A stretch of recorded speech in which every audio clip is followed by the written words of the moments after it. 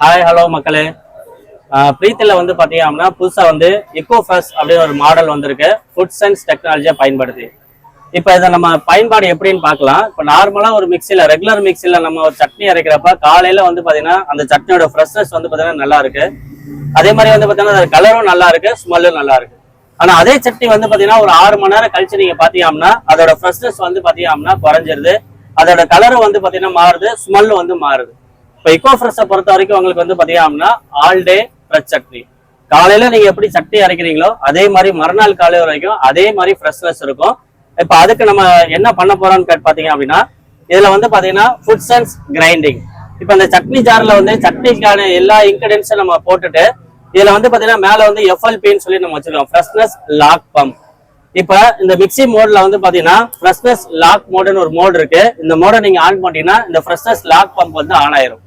On பண்ணதுக்கு அப்புறம் இந்த ஃப்ரெஷ்னஸ் லாக் பம்பை இந்த மேல இருக்க ஜஸ்ட் இந்த பட்டனை மட்டும் கிளிக் பண்ணீங்க அப்படின்னா இப்போ வந்து லைட் பிளிங்க் ஆகி ஏறும், ஒரு வைப்ரேஷன் உங்களுக்கு வந்துட்டு இருக்கு. இது என்ன பண்ணிட்டு இருக்கு அப்படின்னு கேட்டீங்க அப்படின்னா உள்ள இருக்கிற ஏர் எல்லாமே வந்து பாத்தீங்கன்னா ரிமூவ் பண்ணிட்டு இருக்கு. எதுக்காக உள்ள இருக்கிற ஏர் எல்லாமே ரிமூவ் பண்றோம் அப்படின்னு கேட்டீங்க அப்படின்னா உள்ள வந்து பாக்டீரியா வைரஸோட வந்து பாத்தீங்கன்னா நம்ம சட்னியை வந்து கிரைண்ட் பண்றப்ப அது சீக்கிரமா வந்து பாத்தீங்கன்னா கெட்டு போகுது. அப்ப இந்த கிரைண்ட் பண்றதுக்கு முன்னாடியே உள்ள இருக்கிற ஏர் எல்லாமே வந்து நம்ம ரிமூவ் பண்ணிட்டோம் அப்படின்னா ரிமூவ் பண்ணது அப்புறம் எப்பயும் போல ரெகுலரா வந்து பாத்தீங்கன்னா பல்ஸ் ஒரு 3 பல்ஸ் கொடுத்துட்டு அதுக்கப்புறம் 1 2 3 நீங்க கொடுத்தீங்க அப்படின்னா கிரைண்ட் பண்ணி முடிச்சிடும்.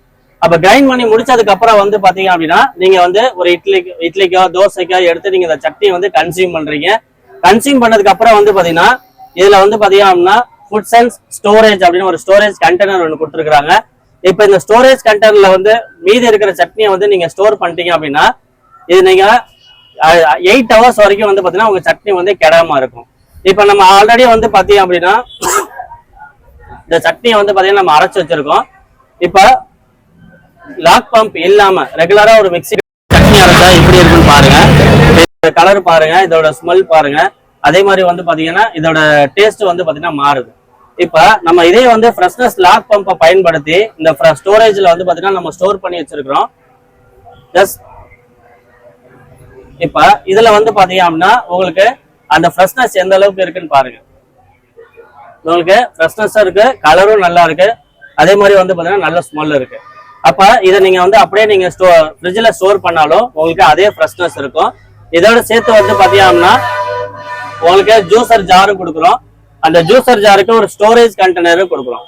இப்ப இந்த ஜூசர் ஜார்ல வந்து பாத்தீங்கன்னா சேம் அதே மாதிரி எப்படி நம்ம சட்னி ஜார்ல இந்த எஃப்எல்பி மோட நம்ம யூஸ் பண்ணுமோ அதே மாதிரி ஃப்ரெஷ்னஸ் ஜூஸ்லயே வந்து பாத்தீங்கன்னா இந்த எஃப்எல்பி ஃப்ரெஷ்னஸ் லாக் பம்பை நம்ம பயன்படுத்தணும் அப்படின்னா கிரைண்ட் பண்றதுக்கு முன்னாடி அதுக்கப்புறம் நீங்க ஜூஸ் அடிச்சதுக்கு அப்புறம் இந்த எஃப்எல்பி எடுத்துட்டு இந்த ஸ்டோரேஜ் கண்டெய்னர்ல நீங்க ஸ்டோர் பண்றீங்க.